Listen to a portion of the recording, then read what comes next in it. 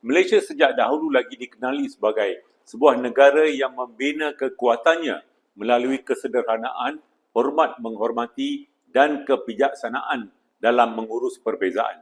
Umat Islam, penganut Hindu, Kristian, Buddha dan kepercayaan lain telah lama hidup bersama secara aman, saling hormat menghormati dan menyelesaikan perbezaan dengan tenang. Justru ketegangan yang kini wujud berkaitan isu kuil Hindu amat membimbangkan dan menyedihkan ramai rakyat Malaysia. Ketegangan ini tidak wujud kerana masyarakat Melayu atau umat Islam tiba-tiba bersikap tidak bertoleran. Ia juga bukan berpunca daripada kemunculan kuil-kuil secara mendadak atau tindakan provokatif masyarakat Hindu. Hakikatnya, keadaan ini berpunca daripada kegagalan kepimpinan untuk bertindak tegas, awal dan bertanggungjawab ketika amaran jelas telah muncul sejak tahun lalu, khususnya semasa isu kuil di Jalan Masjid India memuncak. Pada ketika itu, ancaman yang nyata dan berbahaya tersebar secara terbuka di media sosial, termasuk seruan untuk mengebom kuil, hasutan keganasan serta panggilan yang sangat menggerikan kepada rusuhan seperti 13 Mei bagi mengajar masyarakat Hindu. Ini bukan sekadar luahan emosi atau retorik kosong. Laporan polis telah dibuat. Surat-surat resmi telah dihantar oleh saya kepada Perdana Menteri dan PDRM. Rayuan supaya kerajaan memperbetulkan naratif palsu dan separa benar juga turut dibuat. Namun Perdana Menteri dan PDRM memilih untuk berdiam diri.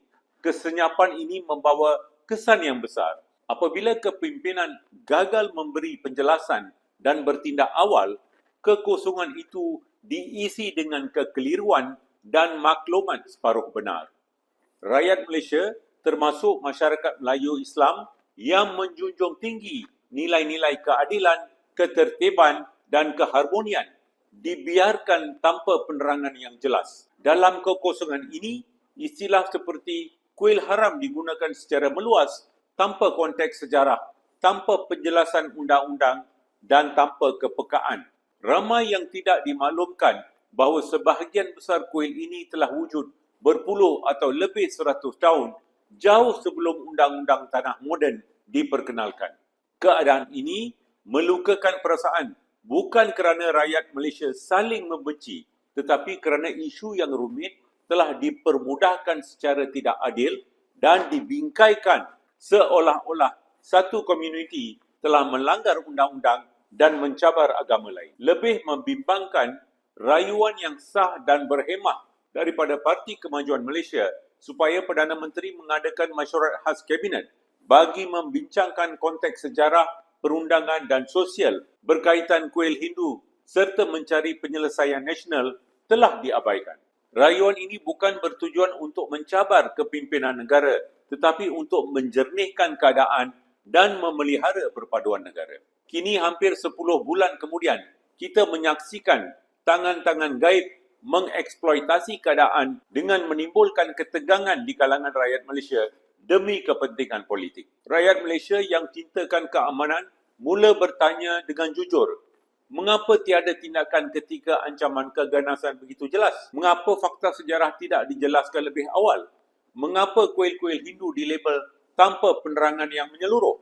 Soalan-soalan ini bukan serangan terhadap mana-mana pihak. Ia adalah persoalan tentang kepimpinan dan amanah. Semakin sukar dinafikan bahawa sikap berdiam diri ini serta penggunaan istilah kuil haram tanpa penjelasan telah dimanfaatkan untuk kepentingan politik jangka pendek. Apabila isu agama dibiarkan tanpa penyelesaian yang telus, ia mudah dieksploitasi dan dimanipulasi. Akibatnya, kepercayaan antara komuniti dan terhadap institusi kepimpinan semakin terhakis.